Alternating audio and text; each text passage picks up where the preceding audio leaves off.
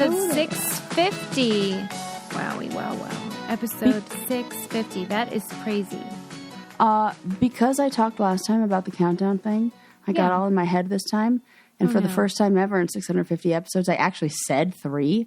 So maybe the beginning of this episode has the tail end of that 3 in it, which, well, I don't know why I did that. Like, this is like when you say a word, you know, what was that? Oh, this is je me vu. Oh my gosh. Something familiar seems unfamiliar. I think that's about what we that suffered with last time. Yes. How you doing, Suze? Real good. How the heck are you? I'm doing well. Are you on the mend? I'm on the mend. I have ordered I have the boot. The boot that I have to wear. As soon as we went off the air on the last episode, I was like, Adam, she thinks she's going to make a DIY boot cast. I know. That was a bad idea. This is terrible. And when I realized financially it was pretty much the same cost as ordering one of those walking casts, I was like, no, fuck, I'll just get one What's of those. a walking? Oh, is that the boot? Yeah, that boot thing. Okay, well, I think this is... that was I think smarter. that should be fine. Do you wear those things when you sleep? No, I think you take it off. Okay. Well, keep us posted. It hasn't on arrived that. yet, so I've just been... Lucas dropped off crutches, but it's kind of funny because they're the shortest that they're designed for is 5'10". So I'm kind of... I know! The shortest what? Is like crutches? The crutches that Lucas had, because I just asked Lucas, I'm like... Why? I said, Luke, do you have any crutches That is above average of even the man's height. Well, because Lucas fits those. Oh, his. He brought over I thought you crutches. meant they don't make them. Oh, no. They totally do. Oh, but, okay. like, Lucas, I asked Lucas, do you have any crutches? Lucas brought over... I didn't provide the beginning I truly of the story. thought the patriarchy was like... No, I would be so this is mad next then. level. Right, next level. Right. Yeah, now there's heightism. So Okay, so yes. you are... I really am always struck by how frugal you are. It's the dumbest thing ever. My mom gets so mad at me. My mom is like, why do you do that to yourself? Yeah, why? I don't... But I have no problem spending money on other people. Like, we went on you're not cheap. You're and frugal. then not only that, I'll buy something in like 3 different sizes to make sure that it fits the person I'm getting it for. And then I'll return the other ones, like maybe if I get around to it. But like, I don't mind doing that. And like, no problem at all. But if I have to even, I'm like, I think maybe it's because also I don't like to be wasteful. And the idea of getting crutches that are... I did buy... The foot boot I bought is a used one, but used in excellent condition. Because, come on Amazon. Like, why... I'm not going to buy a new one. Like, that's ridiculous. Somebody Where else did is you gonna buy use this? It. On Amazon. You know how they have used... I didn't know they had new... used freaking medical equipment. Well, I'm sure somebody like opened it and was like, oh, this doesn't fit me. And then they returned it. It's like been open. Like it's like in excellent condition. All right. Like new. It says, What if it's all sweaty in there? You got to sniff it before you put it on. Okay, I'll sniff it. I'll give it a little spray. You're not going to. I'm going to be so I'm not going mad. to at all. I don't give a crap. I don't care at all. It's the worst. I don't know what is wrong. My mom says this all the time. She's like, I don't understand what is wrong with you that you can't spend money on yourself. Yeah, it is really weird. Like I act like I. This must come from like some survival thing from when I was young. Like I got my first apartment when I was like 17 years old and was like on my own, paying for myself. Like I feel like, but so were you. It's so like. Yeah, how come you're better at this? I how love come you feel saving. deserving? No, I do love, a deal and like finding loopholes and stuff. But if I needed crutches that were for my height, I would go ahead and splash out and get those. I think I'm just so mad that I'm injured. I refuse to like spend money on something. Like everything in my head, I'm always comparing it. I'm like, I could be buying gear with this. This is like the equivalent of, I know it's so dumb. What's like the gear that you're coveting? I'm saving up for a mountain bike. I want my own yelling at with me. a woman's seat. Okay, God damn it. Okay, the mountain bike is the Yeah. that is expensive. I get that. It's insane. It's ridiculous. Yeah. It's like what are we talking for the one you want? $2,000? $4,000? No, I'm going to get it used. Yeah. Obby. Mm-hmm. And we're looking at if you're buying a used goddamn 15 boot for $1,500. Yeah. But like this is like the bare of like what you need. That's the bare. It's insane. Like and that's why I'm saving for that. So it's like $1,500, and you still won't feel like it's fancy or anything. No, I won't feel like it's fancy because it's like it's the Ritz. baseline model. And then I'll have to spend $150 on a seat that's because it's not going to be the only seat I get. Yeah. So, but I'm hawking the old wedding ring. So that is, I have tried to, like, Sarah's wedding ring is gorgeous and I love it. And I'm like, Sarah, I want it. I want to buy it.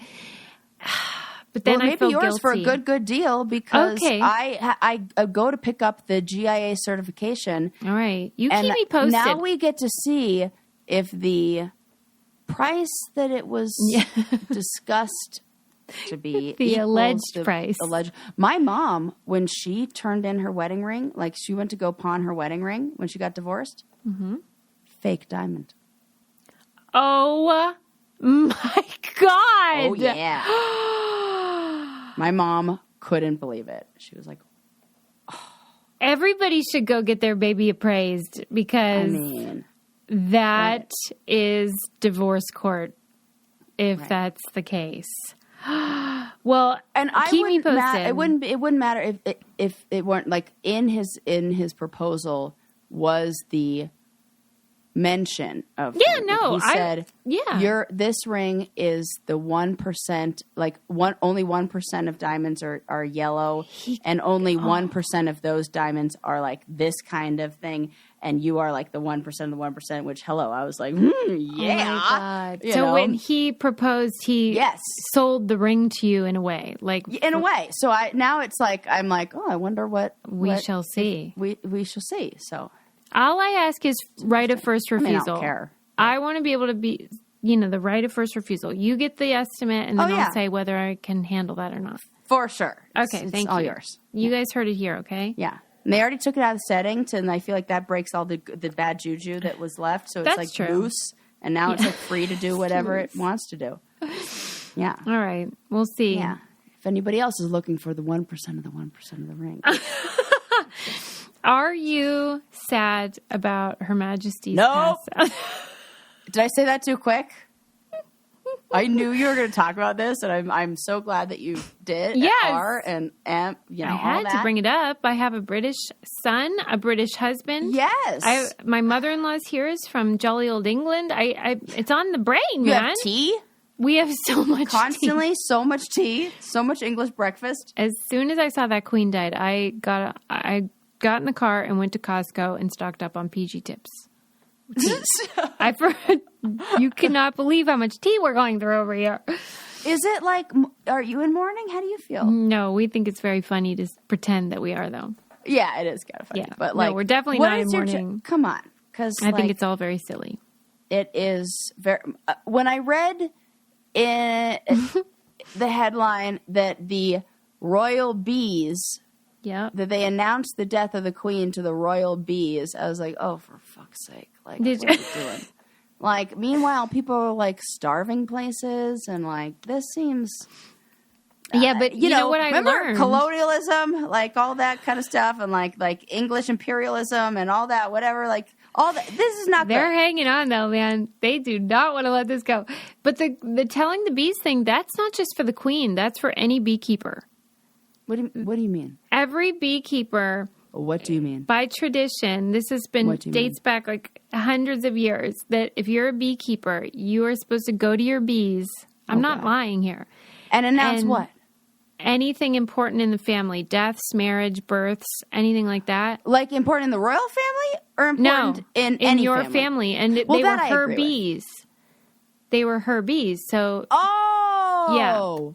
Yeah. Okay. Yeah. Because, like, if my, God forbid, partner passed away and we had bees, I'd probably have to let those bees know. Yeah, what the guy does is I feel more okay with that, actually, than any other celebratory thing that they're doing. Or, like, not celebratory, but, like, in memoriam thing they're doing. Actually, that's the one thing I'm okay with. I'm on the side of the bees here. I've switched my opinion very quickly. Yes, like, the beekeeper goes over... and he, like, knocks, for real, he knocks on the hive, but in hushed tones.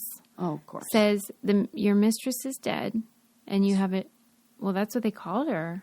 Your head mistress, mistress, and then now you have a new mister, The king is taken over, guys. So because it's a superstition. They think if you don't announce things, then the bees won't make honey. Well, bees are smart. Right. Smarter than we give them credit for. I don't know what they understand. Hey, after we learned that spiders dream, I take issue with that. I think that's going to be an episode of Things We Got Wrong. No, I definitely think it's Things We Got Wrong. I read the article after our episode, and I think that the use of the word dream is a problem. Because just because you have REM sleep doesn't mean you're dreaming. Well, okay, but when you watch a dog kick its little legs around like that, don't you think that dog is dreaming? I definitely do. Okay, so what's the difference? But I could have been wrong about that dog. About the dog? Yeah, like about all of them. Maybe they're not dreaming. Anybody with a dog owners, please write in right now and sign I know. I agree with you about the dogs. Yeah, why don't cats do that? They're dead inside. Let's face it. But what if, cats I'll don't take it though, because you know how dogs fart and then you have to be like, oh my God, it smells so bad. Cats don't. Yeah, they don't. So there's some good and bad there with the cat situation. Yeah, that's very good. There's a lot of good with I know. cat I'm glad about that. No, Eli and I talk about this. We travel too much, and it will be a cat next time. Yeah, I can definitely see that. We already have a name picked out. Is it punny? No, it's cute though. It's very mango. Oh, right. You guys love mangoes. Yeah, isn't that cute? It's a perfect name for a cat. Give me a little orange and white striped cat named Mango. Oh. I can't take it. So cute. Then we have to get another one, a black one for me. My witchy ways. Yes, you do need a black cat. They are great. Okay. But anyway, the monarchy is a bunch of bullshit. There's exactly one royal I care about, and her name's Meghan Markle. Yep. And beyond that, they can fuck themselves. Especially Charles. That guy's disgusting. Ugh. And Andrew. Fuck that guy. Ugh. Yeah, everything is rather problematic in ugh. And how at the funeral they're letting Andrew wear his royal uniform outfit. I love calling a uniform an outfit. My favorite thing. Every time I watch football with a guy, I'm always like, "Oh, which one is your favorite outfit?" They hate it. Yeah, this is my favorite thing. That's the best part. Eli doesn't know that I played fantasy football. I mean, maybe he knows, but I know a lot about football, and I am totally pretending that I do not. I'm not entertaining that whatsoever, so that does not become any part of our relationship dynamic. So I just keep pretending that I don't know, and so I don't know who was playing. It was the whoever, the Bengals and the Chargers, and I said. It said LAR for LA. No, it was the Rams. It was LA Rams, LAR. And I was like, who is this team? The Lariats? Lariats. I know that's not a team. And I couldn't stop laughing. And he was like, what are you doing? And I was like, I'm pretending that I don't know about this. Anyways, what were we talking about? They let Andrew wear his uniform. It was an exception because he's not supposed to because he's a fucking pedophile. Ugh, but they are not letting Harry... even though he was 10 years in the military and she was his commander-in-chief. Because he said bye-bye because he departed. Oh. Mm-hmm. And that's disgusting. They are so petty, that royal family, for fuck's sake. They prefer deviance over departure. And that is disgusting. Ew. Anybody who says, pledges, a loyalty to anything. Bingo. Is, on all, and... without it's not it's unwavering, I guess. Yes. Or regardless of circumstances. Yes. Yeah. That is a red flag. Big old red flag. Because I know some politicians who are like that about loyalty. Bad idea. And also mobsters. Anything not good. Yeah. Come on. So anyway, we're not sad, but what I will say is, she was impressive. Elizabeth was impressive in certain ways. As, humans are good and bad. Good and bad, right. Absolutely. And there were things about her that were really impressive. Here's a fun fact I learned on NPR. When Elizabeth became queen, The first prime minister that she worked with was Winston Churchill, who was born in 1874. And the final prime minister she worked with was Truss, who was just put into office and was born in 1974. Whoa! That is unbelievable. A 100-year gap or a span. Yeah. Mm-hmm. And like she was probably the only woman in a lot of rooms, especially early on. That's true. It's not especially easy. Working. Yeah. But we could do without the genocide and colonial stuff. And like mass starvation of multiple countries under British rule. That was less No, great. Yeah, not so great.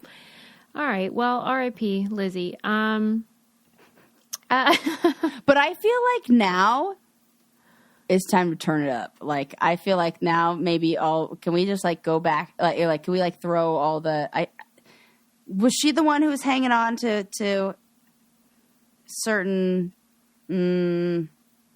standards and traditions? Stuff? Yeah, old-timey stuff. Like, I feel like,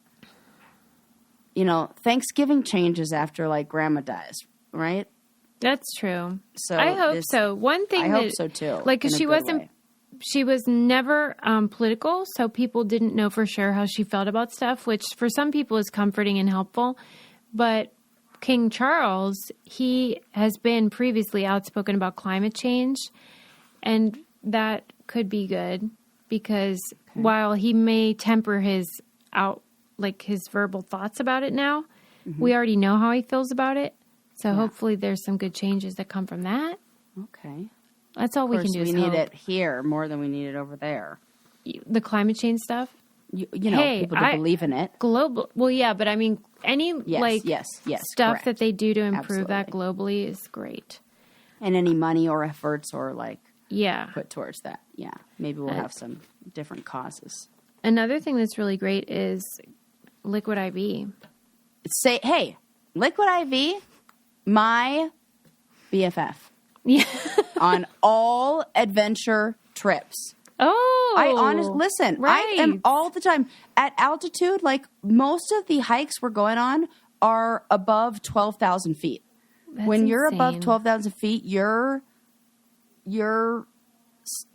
dealing with some elements and stuff. And there's dehydration, there's altitude sickness. Like, being hydrated is such an important part of me being able to do the things that I love to do where I live and be as active as I want to do. And I am so grateful for Liquid IV to help me stay hydrated like that. Well, and I would recommend not doing any of the stuff Sarah's talking about. Okay. But if you are, if you are going to, Liquid IV is a great way to do it. It's a little pouch. You can just take it in your bag and then you pour it into your water.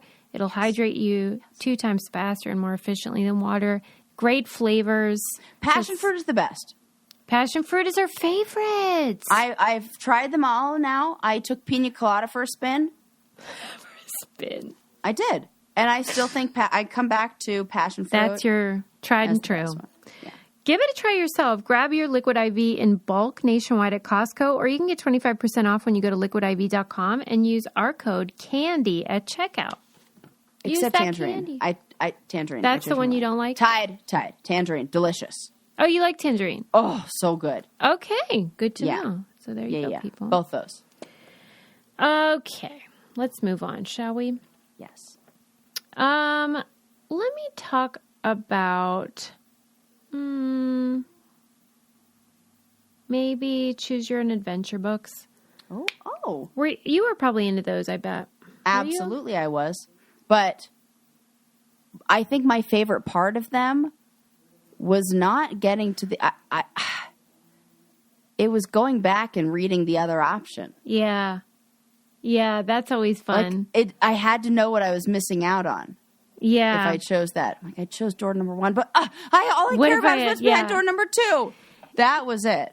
Yeah, there was an article in the New Yorker about it, and it was great because it provided the history, where they came from, who created them, what's so appealing about them, what it can teach us about human behavior. The article is very long, so I recommend it. Maybe, Dahlia, you could put it in our newsletter, which you can sign up for on our website, because there was so much to it.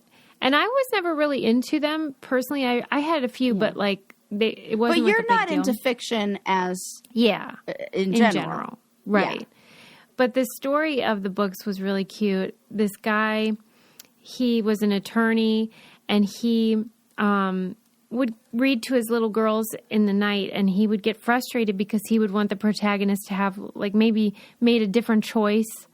And so he started creating his own little bedtime stories for his girls, and he would let each of them choose, like, what do you think the character does next? And then they could each pick an ending. Cute. Very cute.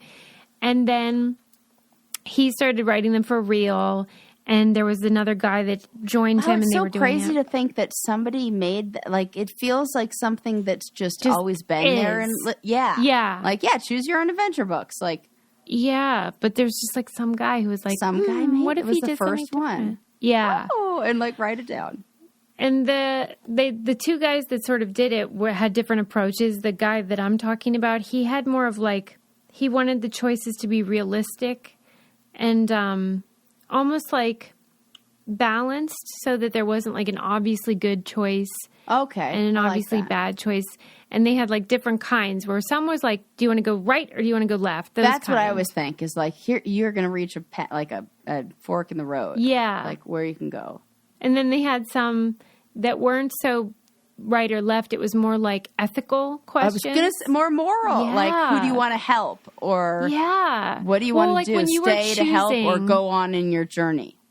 When you picked, did you tend to pick like what you would actually choose in real life? Or was it like, let me take a risk because it's not me? Oh, what a good question. What a fun thing to explore. I think I always wanted to do the altruistic thing. I can tell from like even just the cartoon characters I cared about.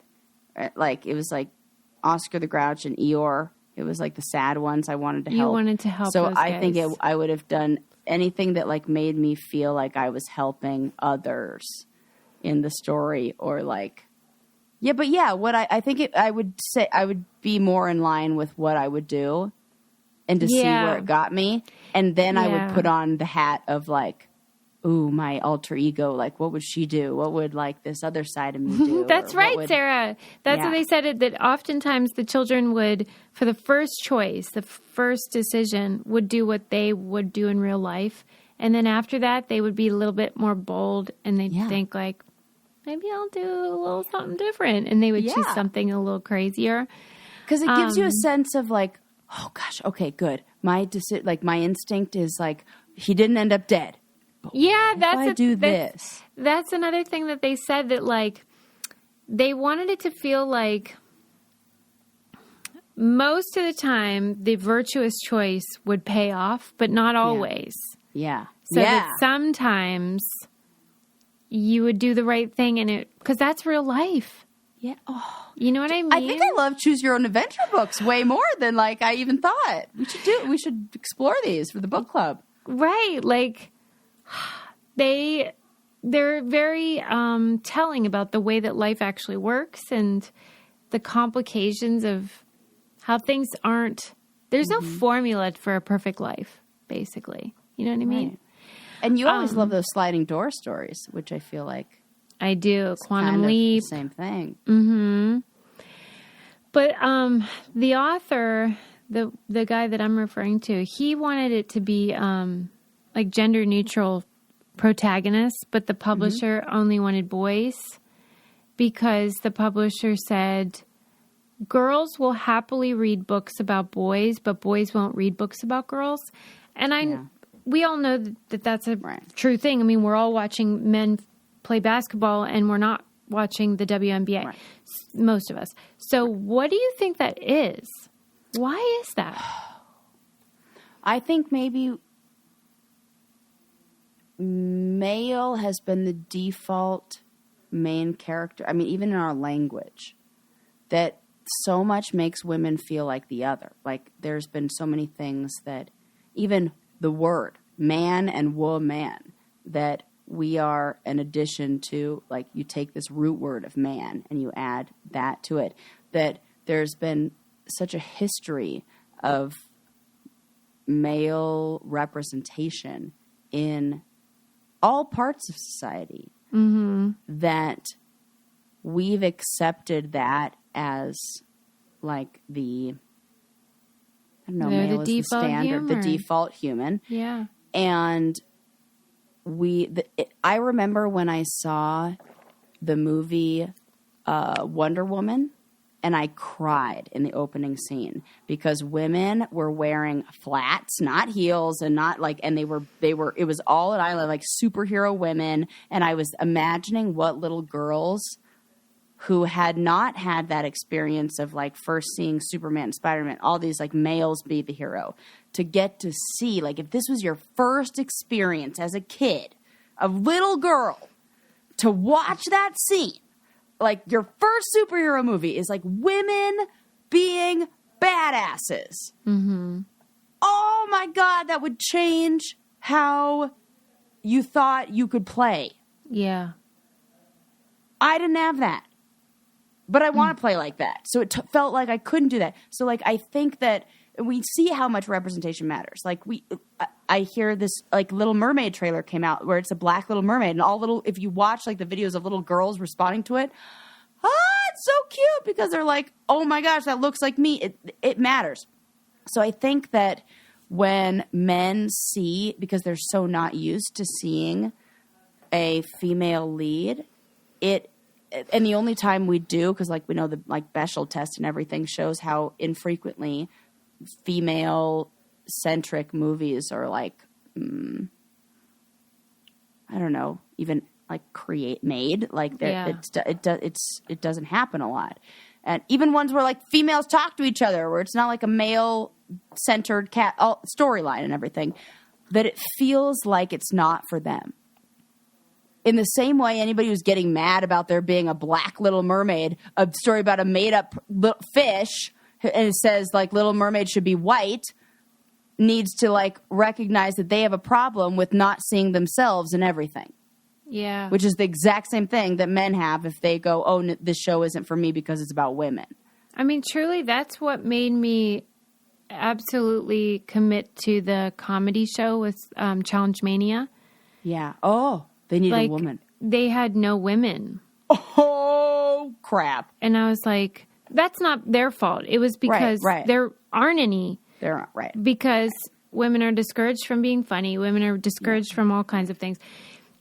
And when they asked, I was like, I haven't done this in 10 years, so I don't know what's going to happen. But I do know that we can't just have men. Right.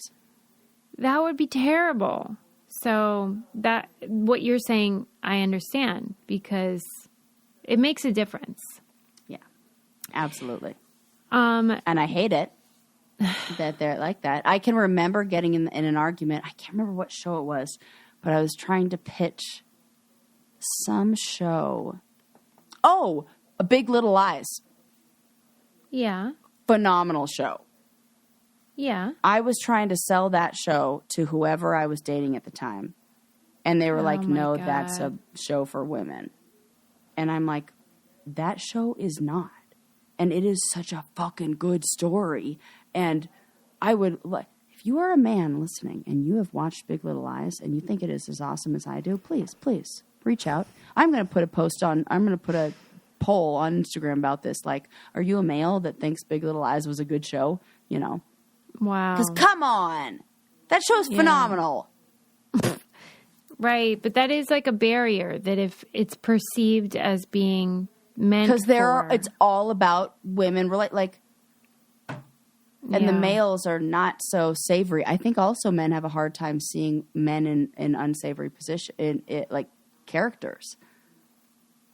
Like when they're the abuser or. Oh, I think that maybe they don't love when the men show vulnerability. Probably both. I think they're fine with the abuse stuff. Really? Yeah, because it's a sanctioned emotion for men is aggression. Ah. You know what I mean? Yeah. But that if they're starting to get all touchy-feely, they're like, what the? Oh, God. Right. What is this? God forbid. But in this case with the Choose Your Own Adventure, he talks about in the article, it talks about how he struggled his whole life with the idea that we talk about a lot, like regret, those choices that you make in your life. He's kind of like preoccupied with that, which is cool because he found a way to make it work for him. Channeled that into something. Yeah. And how, well, like I say all the time, like I'm competitive and sometimes to a fault. And so if you can make your faults work for you, like, okay, I'm going to be competitive with myself. Yes. I'm going to do better in the whatever, but you're only 100%. Doing it to yourself. Okay. So I think the same thing about Stephen King and the dark thoughts in his head, and he wrote them all down into books, and boom, billionaire. Yes. Like if you can find a way to make your weaknesses or things you're haunted by, whatever you're, yes, then that can be a real ticket out of a nightmare. I wanted to read, this is what I guess it says on the first opening page of the books. I don't remember this disclaimer, but it said, life is not a continuous line from the cradle to the grave. Rather, it is many short lines, each ending in a choice and branching right and left to other choices like a bunch of seaweed. And that we have a tendency, because humans love narratives and we create stories about ourselves. They might not even be true, but they're the stories we tell ourselves. They're the stories we tell other people about. I did this and then I did this. And we like these linear stories, but that life is like wild. Yep. I always picture it as like a river, like the almost like, it almost looks like capillaries or something like that. Like if you were to look overhead at what like a river looks like flowing, and like the big ones that flow like north to south, big rivers, you know, there are those moments where they split off and they create little streams or creeks and like some dead end and dry up. And then other ones like branch off and connect to another stream that leads to another river that ends at another, I don't know, what do they call it? Tributary or something like that. And I only know that because Eli and I asked the question of what the heck is the difference between a stream and a creek and a brook? And then we went on to define every single one of those body of waters and all those things. So it's like fresh on my mind. But yeah, I see it like that. It's like, you know, you may end up at a few different outcomes, but the little branches and like the parts where you can, you know, take detours and everything are plentiful. And so one choice that I would never undo is the choice to try Dipsy Stories. Well, hello. That is... that gets my river flowing, if you know what I mean. Hi-oh! Dipsy Stories can get your motor running with their various audible stories. Yes. About for relaxation, sexiness, little get you in the mood. Listen, maybe romance. Yes. So much of our sexual experience goes on in our mind. And something that can help get you to the, like, my mind is so busy. So having something that can come in and kind of replace the busy thoughts in my mind to put me in the mood that I want to be in, but like sometimes struggle to get in. Yeah. It is such a, it's almost real like, handy. Yeah. So they are short, sexy audio stories designed by women for women. They also have, you know, soundscapes and all sorts of things if you want to get you relaxed. Yeah, chill the heck out. And whatever outcome you want from that. You want the big O? There you go. You want sleep and some Z's? There you go. Sleep stories, wellness sessions, and then, of course, you know what I'm talking about. For listeners of the show, Dipsy's offering an extended 30-day free trial when you go to dipsystories.com/braincandy. That's 30 days of full access for free when you go to dipseastories.com/braincandy, dipsystories.com/braincandy. We love those guys at Dipsy. Those gals, I should say. Yeah. Not guys. Yes. Okay. Yeah, I think that's the regrets and the choices we make in life are so powerful, and they can be so haunting if you let them. And the daughter of the guy, she was interviewed as well, and she was talking about a boyfriend that she had been with who had a tattoo that said, the famous, like, no regrets, like, blah, blah, blah. Like, it's a joke, but his was spelled Know. Now that one I like. Now we're give talking. Me goosebumps. So that's like clever in a different way. I like that. We love wordplay around here. I love that. And it's like, that's like a double one because it's a play on what we all know. Like we've all seen that no regrets thing and we all have of that. So for him to do the same thing but change the different word, a tip of the hat, sir. Tip of the hat, and to her as well for picking the partner who he would knows his do regrets. that. Like they're yeah, because like I thought that was clever and interesting because regrets can be oppressive and a burden, or they can be a learning tool that I'm not doing that again. So we read a book for book club called The Midnight Library that was about a library in between being alive and being dead, where every book that you could pick up had a different outcome. Like it was like a choose your own adventure style of your life. So if you had regrets, you could go and you could read a different book that would be about that situation, and you can kind of see. And one of the lines that I that really stuck with me from this book is the author said, having regrets is easy. Like it requires little to no effort. You just have to think about it. It may require like feelings. It may cause feelings, emotions, but you just have to think about it. The real effort comes in the change and the things that we like do from that. Now what? That is the real life, the things that you have to do in this present moment. So it was kind of like a inspiration to look at the future and the changes that you can make rather than dwell on the things in the past. That's easy. Yeah. We can all do that. But if you want to feel different, you have to do the hard stuff, which is take action.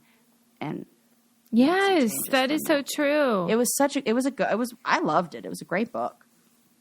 Yeah, because who wants to dwell? Nobody wants Actually, to I dwell. thought it was okay. I think it was 7 out of 10. Oh Anyways, my God. I like the message. Wow, I'm trying to think back to our review book. out of nowhere. Like, no, I mean, it was good. It was good. I feel like there were some things that we were like, yeah. I went on and on. Like, I'm thinking back to our book club meeting, and I'm like, yeah, I loved the takeaway. You wanted it to be a short story, but it was a full novel. I just gave you the there you go. I summed it up. There you go. Read it, but also I told you everything about it.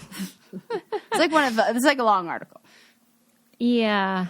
So anyway, it was good. Maybe you guys will read the New Yorker article. Okay. Yeah. I'm going to tell you one more story, and then I'm going to talk about my love affair with James Burrows. And you did warn everybody. I did. And the story that I'm going to tell relates to it in a weird way. So, just follow along. Okay. So, the article that I read, I think it was either the New Yorker or the Atlantic, but I think it was New Yorker. It was about what do babies, hear when you sing to them?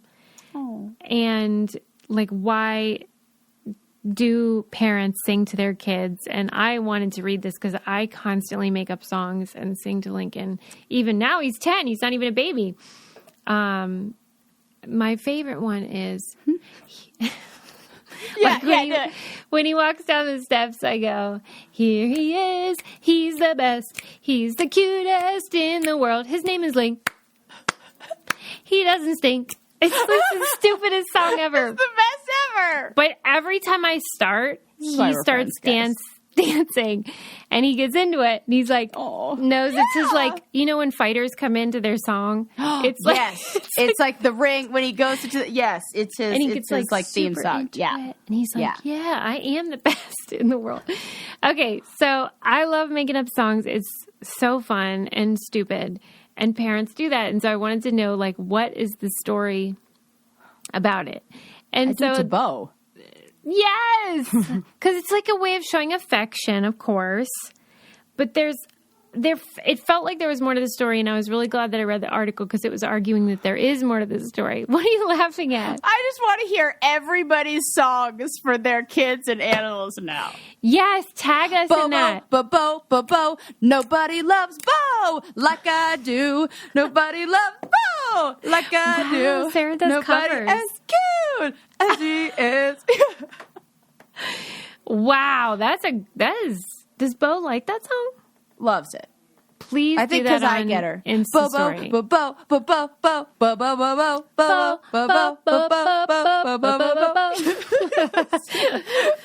Office. Also that song. Anyway, continue. I want to hear everybody's now because I know people who are listening to this podcast are like you and me. Yeah. If we're willing to humiliate ourselves on this national platform, please do it on your Instagram. Tag us. Everything. Yes. Oh my God. I love it already. So it was talking about how babies in particular are pattern detectors. And so they respond to things that are patterned, like you'll see, baby Mozart, whatever, but then there's like the things you hang in their crib, in their nursery, and they usually have like geometric stuff on them. Babies really respond well to that. And that music, of course, is the ultimate pattern. It is a standardized beat and tempo and pitch, and it just is soothing. Yeah, that's so cool. And then that parents can use these songs as like scripts to cue different things, like sleep would have a different song than play. Yeah. And that helps kids learn transition. It's like Pavlovian. Yes. Yeah, we're all sure. animals. We're friggin' dogs, okay? Yeah. Yeah. And then it gives cues. This is building a habit in the same, totally. And it pointed out how, I sang mine, but normally these are very private. People do not talk about the songs that they're singing to their dogs or kids. And that what that does is create like a shared, private, intimate thing between the caregiver and the child, and that this shared context and then the joint attention, if you're listening to a song, your attention is in this one spot at the same time. And that collective effervescence feeling of being together and being shared and singing does that. I feel like so much. Yeah. So you have the math part of it. The rhythm is math. And then you have the emotional part of it, which is that when you're doing stuff in unison, just try any church, then you create bonding and social cohesion. And hopefully, a parent wants the kid to listen to them. So you're trying to build that scenario too. And to me, it connected to this interview that I'm doing later in the show with James Burrows, because one thing that's changed so much in the world since I was born to now is that, we have a million different ways to channel our attention. We can go on Netflix. Yeah. We can go online. Yeah. We can watch television, blah, blah, blah, blah, blah. There's just infinite ways that you can be spending your time. But back even in the 80s and the 90s, there was a monoculture. For sure. Everybody tuned into the same thing. Yeah. And then you went to work or school and you talked about it. Correct. In the way that people still do for the Super Bowl, and that's about it. I was just going to say, a big major sports thing or Yeah. We still have those moments sometimes Maybe now. the Oscars, but only when there's a big thing that goes on at them, like the last one. Yeah. And that half the time we see that online anyway later. It's not even in the same moment. Oh, good point. Oh, because it's not live. Right. Good point. Yep. So shows back in the day that were big hits were so big that if you're a young person now, you can't even conceive of what it meant culturally and how it would inform people's views. An entire generation's haircuts. Exactly. Truly. And that and even not now, just a few people, everyone.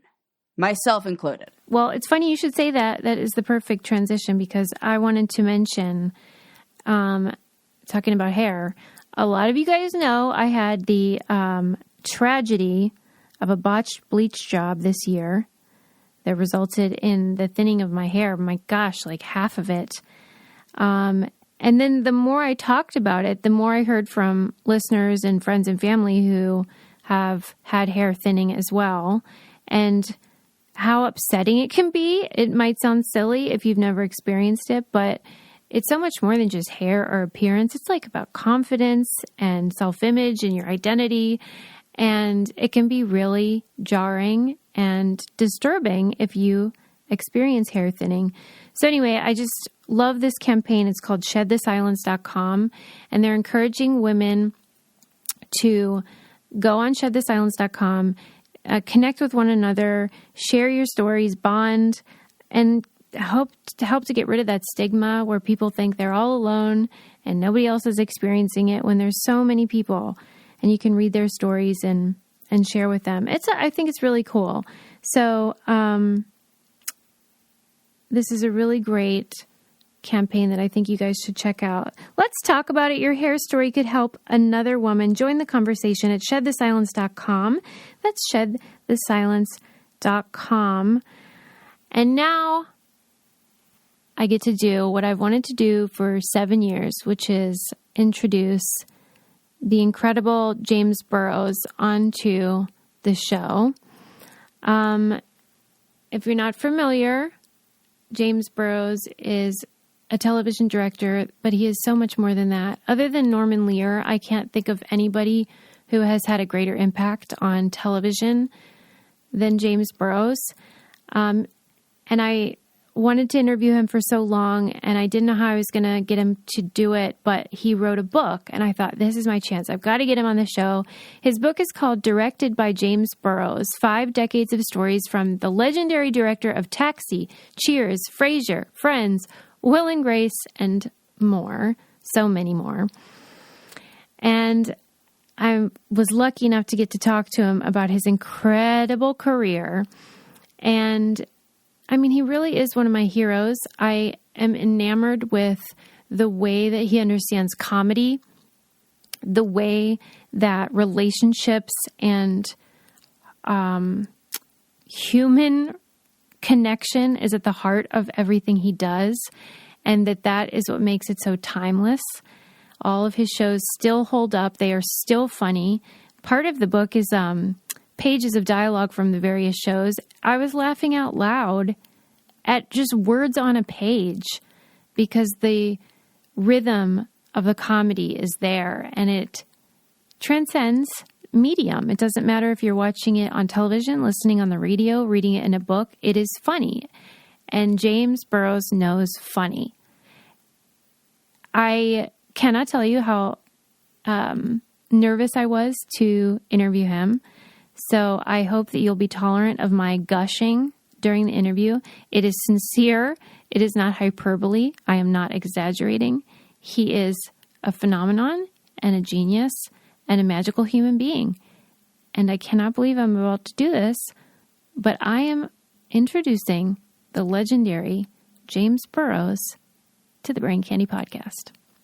All right. Thank you so much for coming on Brain Candy Podcast. This won't be an interview so much as just me showering you with praise and talking about how great you are. Your book is tremendous. I'm going to store it, I think, with my sacred texts. Oh, wow. It was so good. I hope that you feel like everyone is loving it. Are you getting lots of amazing feedback? I am. People do like the book because it's interesting and short. I was so grateful that it's thorough. Yeah. I was so thankful that you included so much. And I just felt so much gratitude because you certainly didn't need to write it. And I was wondering, why the heck doesn't a guy like you just rest on his laurels? Why now? Why'd you write it? Well, my laurels are spiky, so I can't lay down on them or rest on them. I have these stories that I've told over the years, and my wife said, you got to put them down. I'm tired of hearing them. Let somebody else look at them and listen to them. Well, I'm so thankful. You got to thank her for me. I will. So, when COVID hit and there was no work really, she said, now's the time. So I proceeded with the procedure of writing a book, and I found a great co-author named Eddie Friedfeld, who's a big fan of sitcom and a big fan of mine. And we started talking, and 2 years later, this baby was born. That's a beautiful baby. It really is. And it was so informative and just fascinating. You have had quite a life. And I was so impressed with how you describe the way that comedy is like music with rhythm. And people always talk about how you on set will often close your eyes, will turn your back, and you're listening. And I want to know, what are you listening for? I'm listening for the rhythms. All jokes and lead-ups to jokes are all about rhythm. And if you don't have the right rhythm, the joke will come out wrong. And if the audience hears the joke wrong the first time, when you do it right, they're not going to laugh as hard because they know what's coming. So I'm always listening to the rhythms and the pause. If you're doing a comedy, there's no dancing, so you don't want pauses unless somebody's doing a great physical bit. So that's what I listen to, and it's worked all these years. And so you'll sense that the rhythm isn't right, and then you'll make adjustments if needed. No, I'll stop them. If it's in front of an audience, I'll stop them. I'll stop them before they blow the joke. And, and we go back and I explain why I stopped them and they understand. And then we continue rolling and we do the joke again, but this time it's right and it gets a big laugh. I was thinking about, I'm a big fan of Curb Your Enthusiasm, and their process involves the kind of script that's more like a skeleton. And then, of course, they ad-lib. And I was wondering if that would affect the rhythm, like how that would work.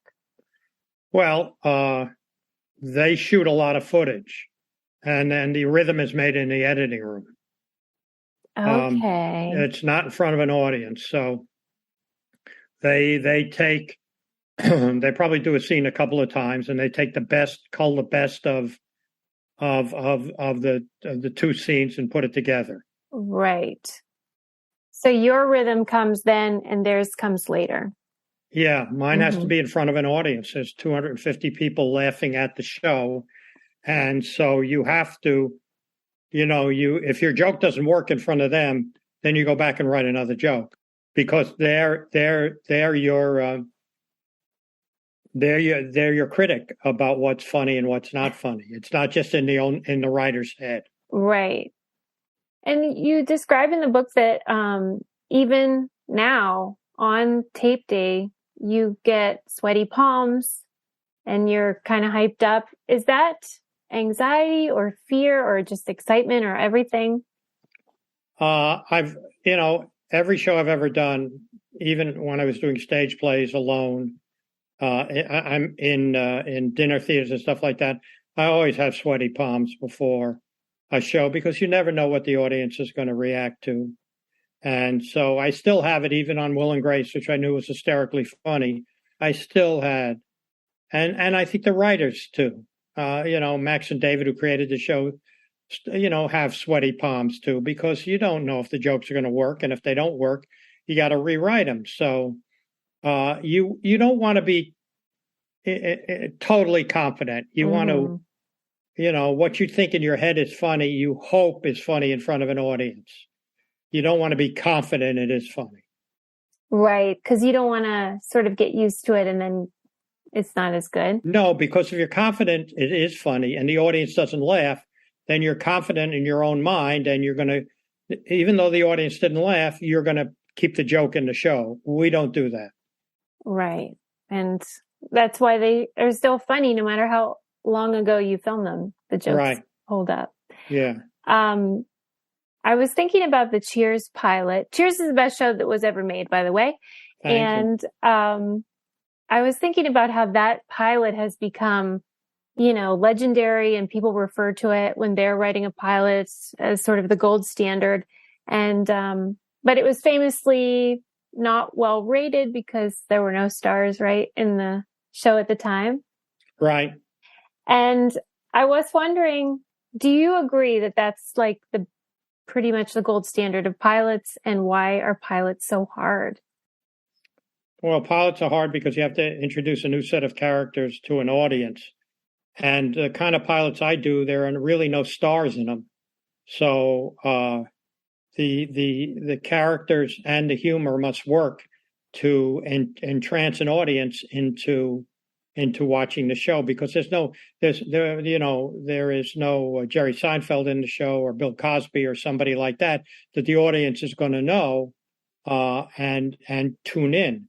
This is a show where you have to acquaint the audience with the people in the show, and the audience then adapts them, if you're lucky, and makes them stars.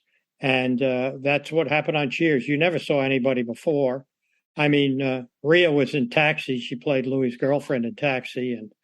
And Teddy was in Body Heat, a movie. But they really weren't well known for television. So Cheers to me is in the vernacular as maybe the best comedy pilot ever written, because it introduces the characters and it's funny. Yeah. And it's funny in a not knock your socks off way, but funny in a character way. Yes. And when the characters are introduced, it doesn't feel contrived. It right. feels authentic. Yeah, because you have, in most shows, if you're doing a pilot, you have an alien. And what I don't mean space person. Yeah. An alien. Diane Chambers walks into that bar for the first time. So Ted, who owns the bar, has to explain to her who everybody else is. So that's how you introduce the characters.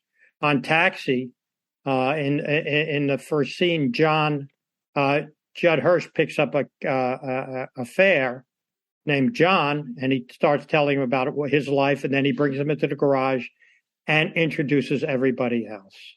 So, in essence, that's what you have. That's good storytelling. You have an outside character who you have to explain what's going on to. It bums me out. I know everyone always asks you about are sitcoms dead and blah blah blah, but it does bum me out that the networks kind of don't give shows the time to become themselves. Like, I feel like Cheers wouldn't have even gotten a chance anymore. Don't you think? Probably. It's, I talk about, I've attended the funeral of the sitcom 4 or 5 times. And each time it seems that we've closed the coffin and moved it off stage. But this time there is only 2 multi-camera sitcoms on the air. And that's distressing to me. I have no idea why networks don't want to make more of them. I have no answer for that question. Yes, it really bums me out. And you sort of alluded to it. Let me quote you. You said, if networks knew what they were doing, there'd be nothing but hit shows on the air. It feels like they sabotage themselves sometimes. Well, the network is rarely into innovative humor. They're more into imitative humor. Right. They, I have many friends at the network, and I'm upfront with them and open about what I think about that. Their thesis is that the characters have to be redeemable at every moment. And the problem with that is that you can't have a character do a bad thing and then have him redeem himself in the last couple of scenes, so that there's some arc to it. They're always, the networks know what's gone before, so they want your show to be like something that's gone before. So it's very tough to convince them to do a new kind of show. I mean, when we did Will and Grace, we had 2 gay characters in the show, and I think the network was really afraid of the show. But it was really funny, and I was at that point a 600-pound gorilla. And I said to them, you need to put this show on the air because it's really funny. And the funniness will overcome the problems in the show. So, but it takes a lot. Networks are now they're not innovative. The innovative stuff is happening in streaming and stuff like that. Yeah, but not necessarily on the networks. It would drive me crazy if I were you. But I mean, I'm just glad you're telling them. Just keep doing it. I used to have this idea of like Sam Malone. I would call it the Gospel of Sam Malone. And I felt like and you describe in the book how he's benevolent and compassionate. I always loved how you could come as you are. Everyone is welcome in Sam's bar. And you describe it as the center, which I had never heard before. And it was so beautifully put. Tell me what the center means to you of a show. The center is the center's eyes. The character plays the center. The eye, those eyes are the windows, we call them. And that's the window that the audience comes through to embrace all the other characters. Therefore, if the center lends credibility to all the characters, the people who are watching for the first time will embrace those characters because the center likes them. You know, you had Judd Hirsch was the center on Taxi. Teddy was the center on Cheers. Kelsey was the center on Frasier. Jerry was the center on Seinfeld. Eric was the center on Will and Grace. And, you know, you can go down the line in fact, Friends had maybe two centers. I think Schwimmer and Courtney, the brother and sister, were kind of the centers of that show. So that's where the audience hooks. That's where you hook the audience into the show. So that's what a center is, because a center, like on Cheers, when Teddy would talk to Ratzenberger, who was, you know, kind of off the wall, and listen to him, that gave credibility to Ratzenberger to like him. So that's the key. That's what the center is. Newhart was a great center because Newhart had that crazy group therapy. Had that the group, and they were all crazy. Yeah, right. They were all crazy, but Bob, you know, listened to them and answered them and talked to them. And same with Mary. Mary was the center of that show. But James, she had Rhoda and Cloris around her and stuff like that. Do you feel like you're the center on set? Absolutely. Yeah. Yeah. You are. Yeah. And that's how everybody talks about you. You know, when they had everybody on all the shows come up and talk about how great you are, that was the sense I got, that they relied on you to be that person. Yeah, I'm the coxswain in the boat that they're all rowing. We're rowing. We're on a sea of network television. We have this comedy, and we need to keep the comedy afloat, so everybody rows. And I'm the coxswain who urges them to row faster, urges them to row slow or row slower. So, you know, that's what I've been doing for a long time. And that is just it's something that comes naturally to you. Yeah. I mean, I do it out of kindness. Yeah. I'm never belligerent or angry on a set. I just do, you know, I deal with the problems and deal with all the eccentricities on the show, and try to make everybody a family who likes one another. Dare I say, loves one another, because that comes across the screen. It does, and it certainly seems like they love you very much too. And it's the environment that you create is so beautiful. In fact, whenever you said in the book ZZ Top is your favorite band, I was thinking about how as soon as you hear a couple notes from ZZ Top, you know it's ZZ Top. Oh, yeah. And I feel like that about your shows. Like there's something about it that's just James Burrows. And I appreciate that. It's so cool. And it's such a magical thing that it's intangible. Okay. So my favorite type of characters from the show are the people who ought to have their shit together, like Frasier or Gray Sadler, because, you know, they're professional, they're educated, they're attractive, but then they are like always on the verge of insanity. That really makes me laugh. So I'm wondering, is there a certain type of character that really tickles your funny bone? I don't think I have a favorite type. I like them all. On Taxi, I had what I like to call an interplanetary cast, and they all were, they all made me laugh. They all, Andy and even Chris Lloyd, they made me laugh because of their skill as actors to portray these outrageous characters. So I don't have a particular type I like. You love the collaboration, the ensemble, all of it. Do you feel like, I don't know, that like when you rewatch the shows, do you ever just sit down and rewatch, or you only do that like if you're writing a book or something? I've seen the show enough. Okay. Because there was a moment in the book where you mentioned, I caught an episode and I noticed I shot something wrong or I do it differently now. Right. I mean, I don't go to an episode to look at it. Okay. But I caught my first Mary Tyler Moore, and I noticed there were a lot of things I didn't do right in the camera work, but the acting was sublime. But because I was learning back then, I wasn't sophisticated enough in cameras, and so I noticed things like that. I noticed on Taxi. There are a lot of moving cameras are not good unless the actors are moving.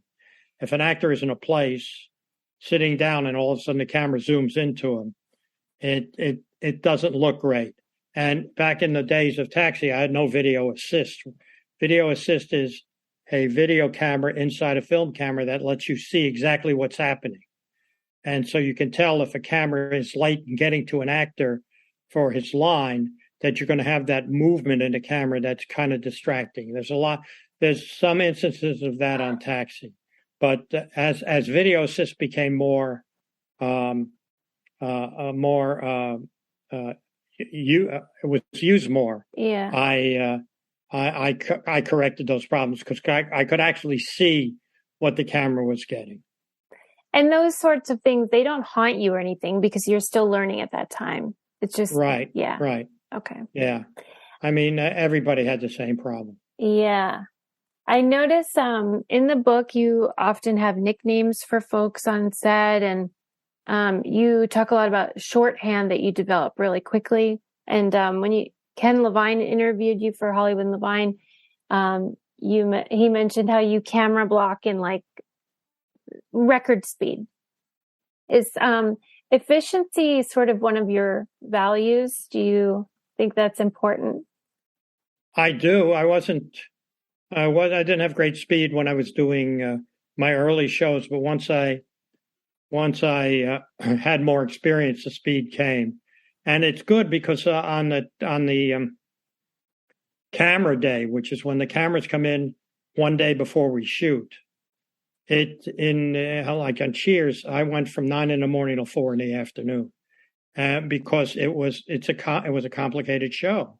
Same on Taxi, and then once I got more experience, I could work 9 to 1, and the key about that is the actors don't get wasted and tired and bored if you go fast enough and give them enough free time, especially on a show that's been running for a while. The lack of boredom will increase their performance.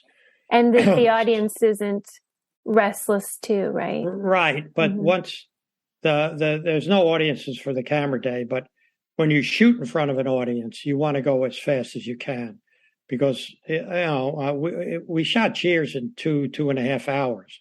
When I was doing, and Friends, I would shoot Friends in 3 hours, but when I wasn't there, Friends would go 4 to 5 hours. And, particularly on that show, it didn't matter because they had a backup audience because the show was so popular. But right. if you're doing a pilot and introducing new characters, it really helps that you have some speed so the audience doesn't get bored. You mentioned in the book that if someone says to you something like, which was your favorite take, even if you don't really have an opinion, you just pick one. And I was wondering if you feel like that sort of certainty is a way of developing trust, or What is the importance of that for you? It's not take so much as ways of doing a joke. When I work with Cloris on Phyllis, when I work with her and Phyllis, she had 9 ways of doing a joke, and they all were equally as funny. Right. Okay. And I used to when I started out, sit through 9 ways. And I finally said I figured out after the 3rd way, I would pick that one. And because they were all equally as funny, there wasn't one that was funnier because she was a great comedic actress. So that was just me saving time. Right. You love efficiency. It's so cute. Yeah. Man, they must love you. And that's how you met your wife, really, because she was like hoping for a gig that got out on tape day at an early enough time. See, this is paying off for you. I just want to know if you kind of are over being worshipped or if that's something that never loses its appeal. I like it. I like it. I don't beg for it. I enjoy it when it happens. I don't need it. Yeah. My work speaks for itself, and it's just I have great friends from the work I've done, and that's really what counts to me. Yeah, well, that's because as you say, kindness is the best currency, and so that attracts good people, I'm sure. Yes. We have a question that we ask everybody. We think it's indicative of like where you are in your life. So the question 32. Oh, wait, you didn't ask the question. I'm sorry. The question is, what do you keep in the trunk of your car? Golf clubs. Do you? Mm-hmm. Are you good? Oh, I'm terrible. Is that true? Yeah, I used to be good. I used to be okay. Now I'm not so okay. I keep golf clubs and I keep a hat. All right. You're a troubleshooter. You ready to? Right. Okay. In the letter that you wrote to Mary Tyler Moore when you were like hoping to get a job, you said something, and I'm going to just say it's you because I feel like it applies. So you said, let me hold up my script. Thank you for being a good listener and a great person, and for bringing all of us such joy on the television. I say that to you. Oh, thank you. I appreciate that. I really do, because I know you're probably a little bit immune to it, but you change people's lives and you make them so good. I appreciate that, but don't forget there's a lot of writing involved that I don't do, and there's a lot of acting involved that I don't do. And so I take that with a grain of salt, because it's not only me. It's the people I work with, who the words I get and the talent I get from the actors is I've been blessed. I came along at the right time and into a golden age of sitcom, and I've had it's been a wonderful ride. I'm so thankful. I'm so thankful that it all worked out the way it did, because our lives are immeasurably better because of you. That's why people get mad when there's a finale. It's because we love you and your work so much. Yeah, finales are hard. Yeah. You're taking a pacifier away from the audience. Yes, we have needs, James. I know. Thank you so much for your time. You're off the hook. Thank you so much. I appreciate You're the it. Best. Does it say off air behind you when it?